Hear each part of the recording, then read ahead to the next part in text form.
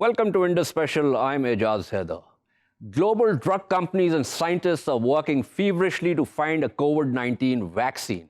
In China, scientists have started the second phase of clinical trial for the vaccine in Wuhan, the epicenter of the disease. Reports suggest the vaccine is constructed by genetic engineering methods. The coronavirus is an RNA virus, so innately unstable. That means it mutates. Unlike DNA-based viruses where a person can be inoculated for life, RNA virus vaccines can last up to a year, though the cells have their memory and can begin making antibodies. How far away are we from a vaccine? There's also the issue of testing. Do current tests target the antigens, or can they also determine the antibodies being produced by a human? To discuss these issues, we have with us Dr. Tang. Dr. Tang is the Division Chief of Pathology Sciences at Sidra Medicine in Doha. In this role, Dr. Tang is responsible for the development and implementation of new molecular and genomics-based tests for microbiology and infectious diseases. Thank you for joining us, Doctor. Let's begin with a non-technical distinction between RNA and DNA viruses and what that means for developing a vaccine and inoculating humans. So in general, DNA viruses tend to mutate at a slightly slower rate than RNA viruses, but that's a very general statement. There's different types of RNA viruses, there's different types of DNA viruses. So if we're talking about this coronavirus, it does mutate relatively quickly. So every copy that the virus makes of itself inside of a cell will have one error in it. The thing that we have to note that most of these mistakes or mutations are neutral in that they neither harm the virus or make it more virulent. So that most of these mutations don't make any difference at all for the virus. So why is it that all viruses mutate, but why is it that the DNA viruses mutate much slower compared to RNA viruses? So I'm generalizing, but some of the DNA viruses, if they tend to have two strands to the DNA, there's an extra strand to it that allows it to do some error correction. And many of the RNA viruses don't have enzymes packaged inside the virus to help correct for any mistake that it makes. But there's a lot of pressure on the virus. So whenever the virus makes a big mistake in the genome, in the RNA, that virus might not replicate anymore. So then those ones will die off. So there is some pressure within the virus population to maintain a certain sequence. So all the defective viruses can't replicate. So those ones don't work. Okay, so when we say that viruses mutate, are we suggesting that that's the way for the virus to also elongate its own lifespan, or does it mean that it comes into contact with human antibodies or antibodies in general and then begins to mutate in order to respond to that?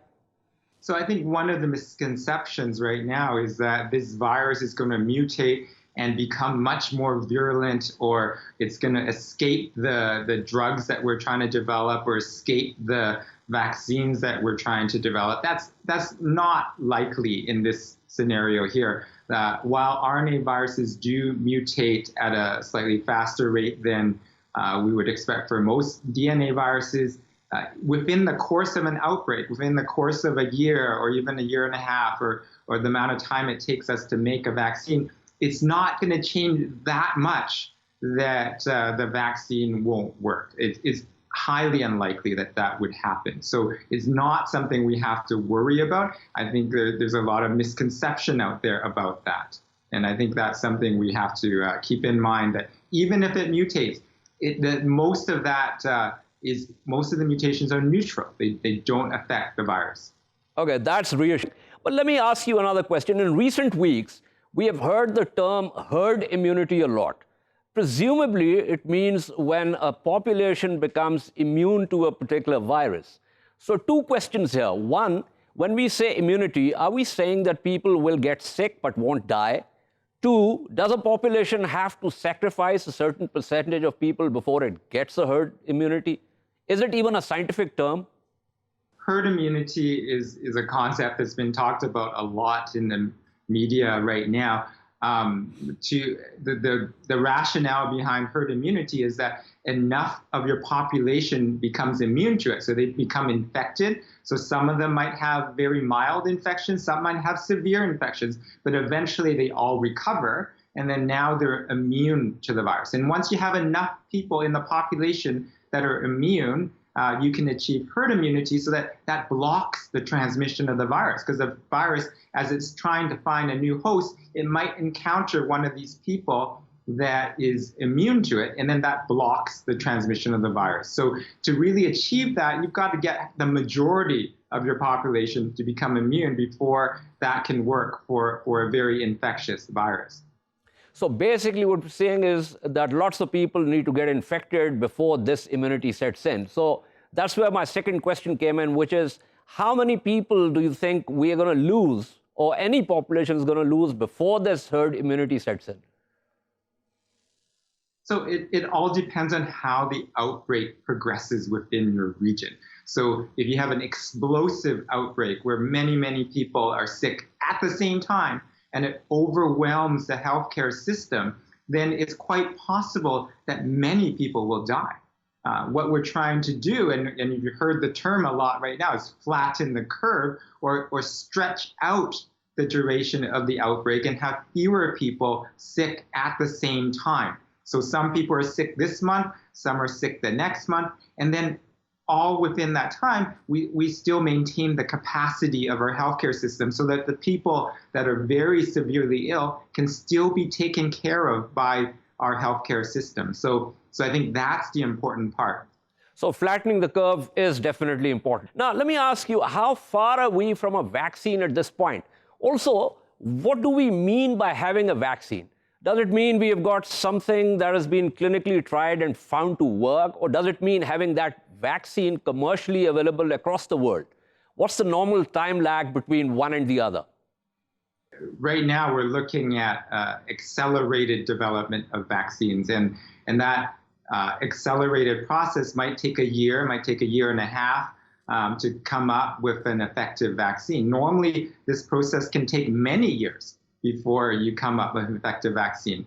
The worry is that if we rush this process, that you might have a vaccine that's not very safe, or a vaccine that's not effective at all. If you have a bad vaccine, which is the worst case scenario, it could make people more susceptible to becoming infected, or make people have more severe disease than if they didn't get the vaccine. So we have to be very careful when we develop a vaccine that it goes through all the safety trials, and it goes through all the trials to measure whether if it's efficacious or not. Well, some of the reports that some of the trials have gone straight to the humans, skipping the intermediary step of that particular vaccine being tested on animals. But finally, there's the issue of testing, Dr. Tang. What exactly are we doing? Testing for antigens or antibodies? So there's different types of testing. You mentioned two different types, testing for antigen or antibody. The other is testing for the RNA of the virus, which is pretty much the mainstay of our testing right now. So it depends on the stage of the outbreak. At the beginning of the outbreak, when you're trying to track down all the individuals who are infected and you want to isolate them, find out who their contacts are, and quarantine those people to prevent the outbreak from spreading, you need to test for the RNA. So you need to do these molecular tests that extract the RNA out from their sample, and you look for the exact genetic signature of the virus using molecular tests.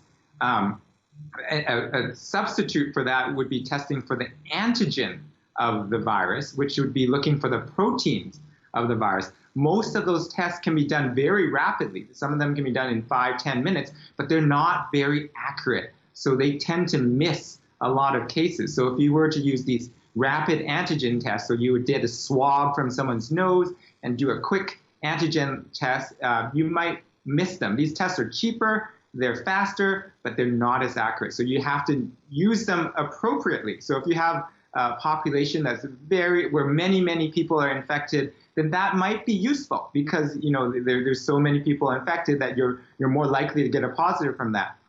And then finally, you mentioned antibody testing, and that's more useful for when people have been infected in the past. So at least a week or 2 weeks ago, or even longer, and then you want to know if they developed immunity to it. Have they developed antibodies to it?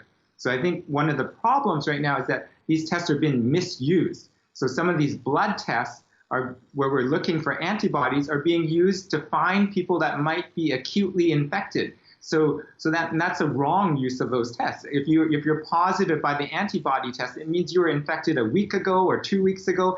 You might not even have the virus anymore. And if you're negative by the antibody test, you might be very infectious. You might be spewing out millions and millions of copies of the virus right at that moment, but you haven't developed antibodies to it yet. Okay. Thank you. That was Dr. Tang, and his insights were very useful. We now move on to the economic and geopolitical impact of COVID-19. The world as we know is globalized. In other words, it is highly interconnected, and manufacturing and movement of goods depends on global supply chains. With the advent of COVID-19, we have seen countries responding with everyone for themselves. Italy, the European epicenter of the pandemic, found itself alone by fellow Europeans. Germany blocked the export of emergency supplies, and Czechia seized more than 100,000 face masks sent by China to help Italy. This also has major implications for the global security architecture. Are we witnessing the demise of the global economic system as we knew it? With the US under President Trump, we're still more interested in reading from a very parochial playbook. Are we looking at a change in global leadership? To discuss this, we are joined by Professor Keane and Hadi Amr. Professor Keane is a critic of neoclassical economics. Mr. Hadi is a former US diplomat, a Middle East expert, and a thought leader. Let me begin with Professor Keane. Professor Keane, are we at that inflection point where the global economic architecture as we knew it has failed us? Apparently, you wrote this book, Debunking Economics, back in 2011. In your book, which I mentioned, you take a look at heterodox economic approaches and say, and I quote from that, none of these is at present strong enough or complete enough to declare itself a contender for the title of the economic theory of the 21st century. What, in your opinion, could be that theory? Is it even possible given so many imponderables? I believe it is possible to build an alternative economic theory, and it will be as different to mainstream neoclassical economics as Copernicus's model of the solar system was to the Ptolemaic model that preceded it. I frankly have always regarded mainstream economics as being like Ptolemy's epicycles, a belief the system is an equilibrium floating around the Earth, everything is preordained, everything is in stability and harmony. It's been sheer nonsense, but it fitted the data until the global financial crisis hit, which completely caught it by surprise. And now, of course, the coronavirus has come along and undermined one of the pillars of that theory, which is the idea of comparative advantage, that we're actually better off to redistribute production around the world and benefit from effectively low wages. This has shown that it's actually a disastrously bad policy for a planet on which the life forms are biological, not things you can draw on an economic whiteboard. Okay, so what exactly are we looking at in this crisis? I said the world is globalized. Now, instead of cooperation, what we're witnessing are countries sort of shrinking into their respective nationalistic cocoons, if you will. So given that, post-COVID-19, are we looking at a throwback to pre-COVID-19 architecture, or do you think something has fundamentally changed and we need something new in terms of a framework? We need something new. And what we really need is, again, as I said, we live in a biological planet. We need a biological view of how the economy operates. And if we had that view, and this is being put forward by not just epidemiologists, but some economists back in the 1980s and 90s, we would never have had a globalized production system. That is perfectly set up for a virus to spread across the planet, as we have seen. And since 1994, people like Laurie Garrett from the New York Times has been saying this crisis is inevitable. So a globalized economy made it worse. What we should have had was regionalized economies where we produce as much as possible within a coherent region. And if that had then happened, there would have been multiple regions on the planet where very little production, very little trade would have occurred between those regions, and equally there would have been very little contagion between those regions. We would have had a far more robust economy rather than the one we've had where we're obsessed with efficiency, where even that is being designed in a farcical way. Globalised production was never efficient. It simply exploited cheap wages. It's driven those out of existence, and in many ways we're moving out of a globalised economy before this hit. Now it's imperative that we continue doing that, but do it in a democratic and friendly fashion rather than the potentially fascist and conflictual fashion it could happen, as we're seeing right now, as you've commented today. Well, Professor Keene, this is an interesting thought, but here's the thing. This kind of regional compartmentalization of supply chains and manufacturing and R&D and the rest of it, there are areas where you have more efficiency, where you have more money, and then there are areas where labor is cheap, so automatically the manufacturer is going to move towards that area for manufacturing, but retaining the R&D and the rest of the infrastructure in places which have greater capacity for that kind of thing. So how do you think that is going to come about? I mean, are we thinking of some kind of enforcement structure? Because short of that, an entrepreneur, let's look at Apple, for instance, are going to say, well, this is the place where we want the phone to be manufactured, because that's where we keep the prices at a certain level. So how does one do that? Stop the companies doing that, frankly. In some ways, this actions of Trump is wrapping up tariffs as much as he's done is actually a healthy push in that direction, because we really should never have had that happen. All we really had was relocate workers' jobs from what is now the Rust Belt of America to China. China definitely benefited that very cleverly for both its workers and its capitalists. But America suffered, and that's a large part of why we got Trump in the first place. We should never have done that. We should always have had regionalized production. America never needed to export those jobs offshore. The increase in efficiency was pretty minimal. You pick people who know these supply chains. There are all sorts of incredible bottlenecks in those supply chains. It was just cheap wages that were being exploited. China was very clever in doing it, and good luck to China for having done it. But now we should go to the stage where China produces largely for itself. Southeast Asia does a similar thing, Europe, America, and we minimize the chance of the contagion of a disease like this again. Well, one argument could be a throwback to the 1918 Spanish influenza. The world was much less interconnected, and yet it impacted, according to some estimates, about 500 people across the globe. But let me try and make some connections here and present the geopolitical side of this coin to Hadi Amr. Mr. Amr, the global leadership role that I talked about, what Richard Haas called the reluctant sheriff, has the U.S. abandoned it on Mr. Trump's watch? I think the U.S. has abandoned it under Mr. Trump's watch. The United States really is retreating, and I think that's really the danger. You know, after the last major global pandemic 100 years ago, when my grandmother was born, who's still with us today, and I'm able to talk to her about it, you know, we had the Roaring '20s, but we also had the world retreating into rising nationalism, and then the stock market crash, and then World War II. And so, you know, my fear, you know, while I appreciate what the other speaker has presented, you know, my fear is that we will just retreat into this period of nationalism. And I'd also like to point out, you know, in the last 60 years around the world, life expectancy, which is the single best indicator of human well-being, rose by more than 20 years since 1960, from about 53 to about 72 years today. And so, you know, with that in mind, I think we do need a world that is interconnected, but it's smartly interconnected. And I think that's really the key. So one of the things post-war II, with the, the United Nations, the Bretton Woods, and the rest of it, was to create an architecture. Of course, I mean, both of us know that there's a lot of criticism of that. But if we take the ideal side of it, in terms of creating a structure which could be the ultimate arbiter of disputes, of various other things, and of course, then we've had since then a number of other multilateral fora.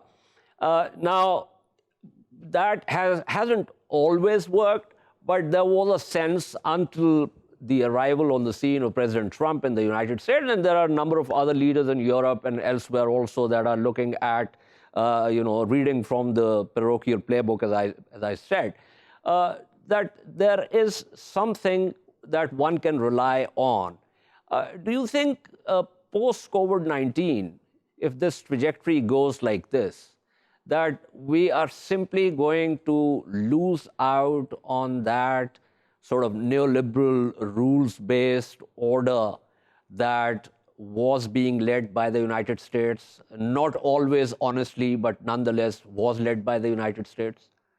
That's really the question. So there's a couple of questions in there if I can unpack that. So first of all, the world doesn't just kind of fall into place. It does need leadership to organize it, like a family or a group of people. Leadership is required. And it could be the United States, it could be China, it could be some other country or cluster of countries, but leadership is required to organize the international system. So that's the first thing. But again, so I agree with the other speaker that in a sense, we are in a situation where we can't go back to where we were, because where we were has led to a lot of pain. But what we need to do is go forward. And what we need to do is go forward to a world that guarantees more basic rights than did before. We had one of the Democratic presidential candidates, Andrew Yang, a year ago started talking about the concept of universal basic income, that every American deserves a check of $1,000 a month, no matter what. That seemed a little off a year ago. Now it makes sense to a lot of people. So maybe if we move forward to a world where domestically basic rights are guaranteed in terms of healthcare, in terms of basic income, and internationally we are able to work in a more cooperative system. But again, after the last pandemic, after World War II, when the world retreated into nationalism, into America first, into Germany first, into Japan first, we ended up in World War II. And I think that's not the direction we need to go. I think the genie's out of the bottle. Humanity is already interconnected. I think there's no way to prevent people from traveling, from goods and services, from travel ultimately around the world. And so we just need to find a way to work together better, to build stronger and more resilient systems for humanity. Well, there is the problem of wishes, and then there's the problem of is. But let me take this back to Professor Keane. Professor Keane, you heard what Mr. Amr is saying. Now, smart interconnectivity. In any case, regional compartments would require some kind of enforcement mechanism.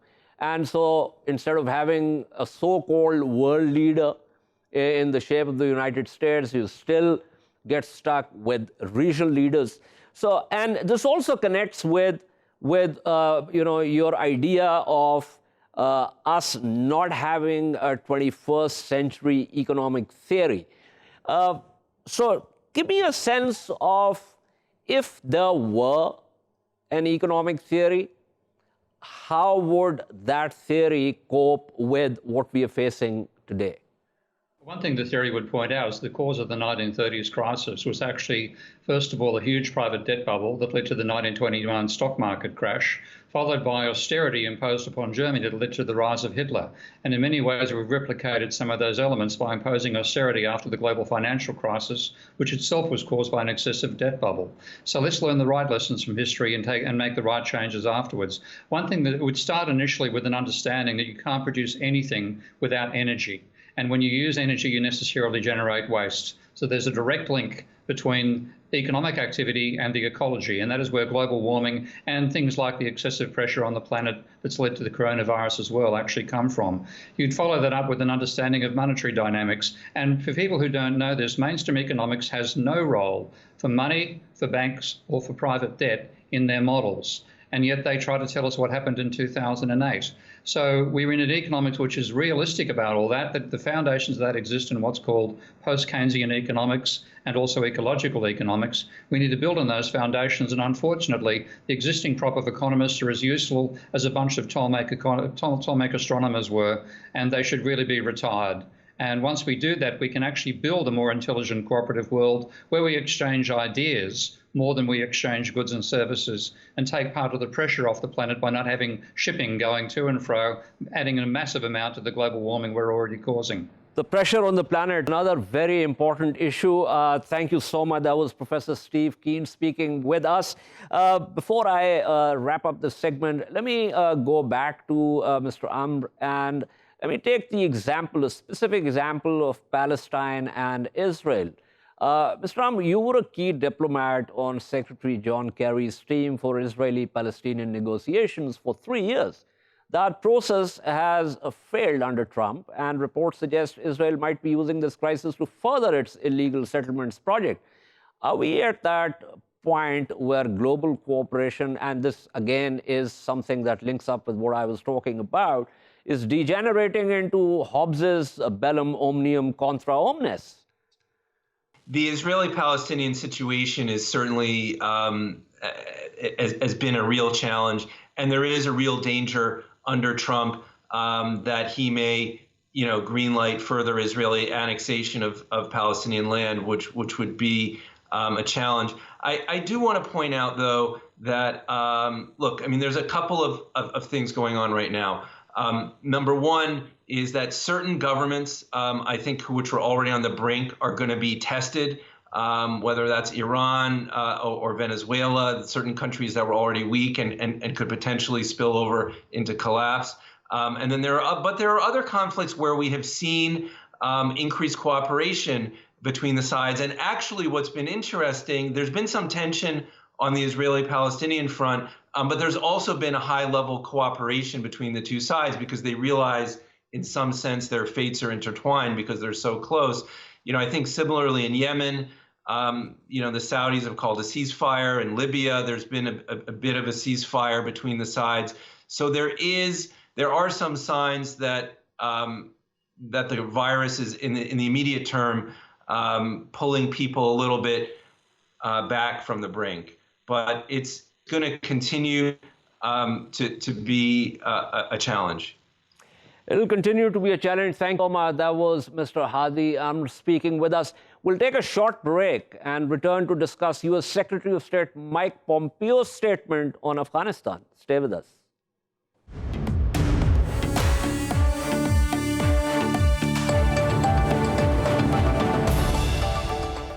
Welcome back to Indus Special. U.S. Secretary of State Mike Pompeo says Washington has achieved its primary mission in Afghanistan by defeating, yes, you guessed it, Al-Qaeda. In an interview, the secretary said currently there are only a few hundred Al-Qaeda fighters left in Afghanistan. Pompeo said the Taliban have been told to break with those who targeted New York City. Pompeo also said he thinks Washington and its forces have achieved this goal of counterterrorism. He said when the U.S. is done with what it needs, it will get its team back home. The U.S. forces can protect the U.S. without having tens and tens of thousands of soldiers stationed abroad. Is this the summary of U.S. achievement in Afghanistan after nearly 20 years? To discuss this, we have us Ambassador Matthew Bryza, former U.S. diplomat with long experience in European and Eurasian affairs. Ambassador Bryza, thank you for joining us. Let's begin with the obvious question. Secretary Pompeo seems to be trying to put the best face on a war gone bad. In fact, I would say a project gone bad. Would you agree? Yes, and thank you for having me on the show again. And as we've discussed several times in the past, I completely agree with you. First of all, the U.S. Taliban agreement itself, which is a different topic, I know, but it's related, that absolutely is a case of trying to put a good face on a terrible creature.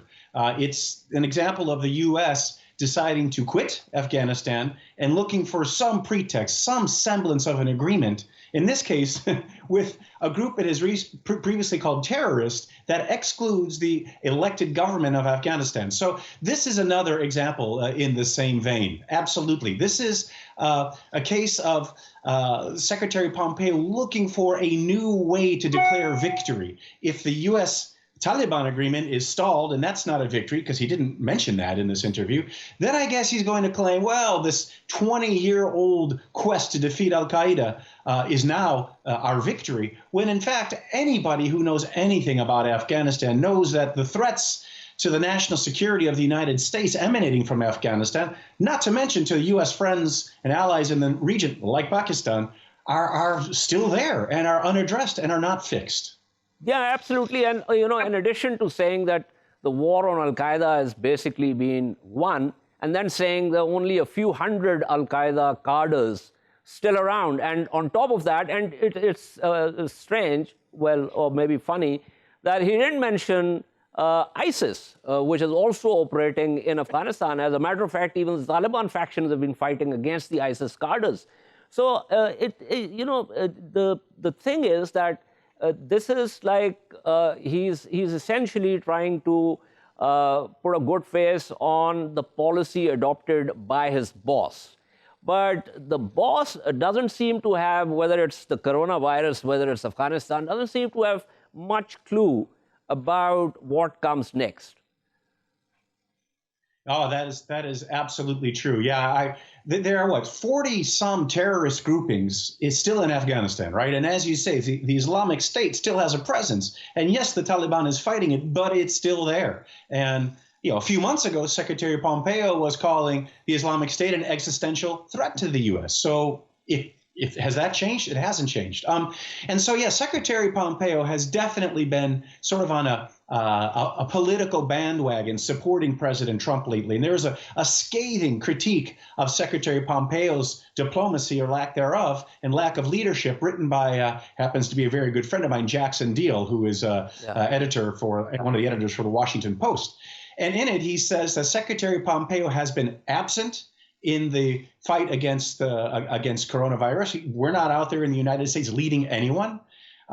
In the past, everyone would have looked to the United States for leadership, as did with previous crises, whether it was Ebola, swine flu epidemic.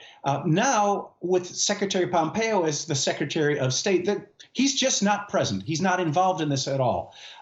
And he's been using also language in negotiations, including the G7 meeting recently, that is politically charged and is echoing President Trump's bellicose language toward China. For example, there was no agreement on a communique from the G7 meeting because Secretary Pompeo insisted on calling the new coronavirus the Wuhan virus. Yeah. And the other 6 leaders of the G7 found that to be childish and unhelpful, and they refused. So he said, okay, there's not going to be any communique issued at all. So yeah, that's another example, like in this case, of Secretary Pompeo behaving like a surrogate politician for President Trump rather than the top diplomat of the United States. Well, that's probably the way you can keep your job in this administration. But Ambassador Bryza, let me ask you something, a more general thing. And, this is because this is not connected with this program. I just picked up David Halberstam's The Best and the Brightest for something completely different. I needed to get some reference. And this is the later edition, which has a foreword by late Senator John McCain. So I just started reading that, and this is what Senator McCain wrote, and I'm directly quoting from that. I've often seen this book's title described as ironic. I don't think it is. The men who sent Americans to war in Vietnam were, by many standards, the best and the brightest. They were elegant and persuasive. They seemed born to govern, and America once had as much confidence in them as they so abundantly had in themselves. But in the end, they had more confidence than vision, and that failing bred in them a fateful hubris, unquote. It seems to me, leaving aside the best and the brightest part of it, because President Bush's team could not be accused of either trait, that the U.S. repeats these cycles. Is this right, or is it too harsh a judgment?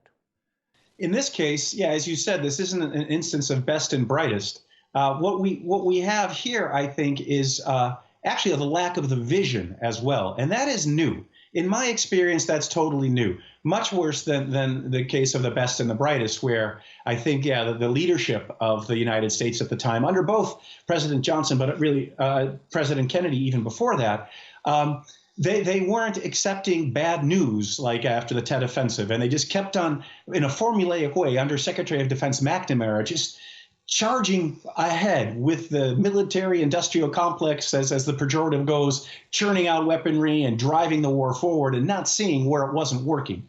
But there was a vision, and there was something called the domino theory, which I think was wrong, but there was a reason, a vision, a strategy. I don't see any global strategy on the part of the Trump administration now at all. I see them lurching from one crisis to another. They've got an idea that they're going to put maximum pressure on Iran. They're still up to that, and still, there's some provocative actions that happen on both sides. But there's no vision. There's no set of goals that are unifying into U.S. foreign policy, and we really see that. We really see that in the United States in a more general sense in President Trump's complete lack of leadership on the coronavirus response and his repeated statements that he feels he doesn't even have any responsibility to lead. If you don't feel responsibility to lead, you cannot have a vision for where to lead. And if you don't have the vision, the world is left without its previous leader, and we're adrift. Well, earlier in the program, I was talking to Hadi Amr, and I asked him this question about the U.S. global leadership, what Richard Haas called the reluctant sheriff. And I asked Hadi, I said, do you think that under the Trump administration, that leadership role is no more there? As a matter of fact, since power does not, allow a vacuum, so there are other states like China, Russia, perhaps, others that will come into that. Give me your quick thoughts on that before I wrap up this program. Yeah, the United States under President Trump has decided it does not want to be a leader. It wants to retrench behind our medieval walls and think about America first. I don't think Russia has any ability to be a leader. It is a regional power at best. Its entire system is in a state of decay. China can, though. China appears to have fought the virus successfully, despite the lack of transparency in the beginning. China is coming out of it first. Its therefore economy is going to recover first. It is the great supplier of all this personal protective equipment in the world. It already had its grand vision, the Belt and Road Initiative.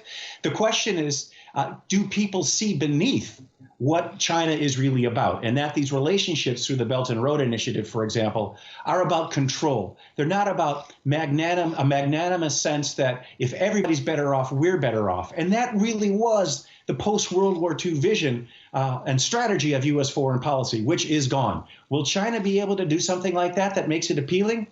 That's the big question. And the other big question would be what kind of value the new global Leviathan is going to bring to the table and how the world is going to respond to that, given that so many countries are so into now electing leaders that are reading from a very parochial playbook. But thank you so much. That was Ambassador Matthew Bryza speaking with us. This is all for tonight. We shall see you tomorrow at the same time. Meanwhile, for latest updates, you can follow us on social media at indus.news. Good night and goodbye.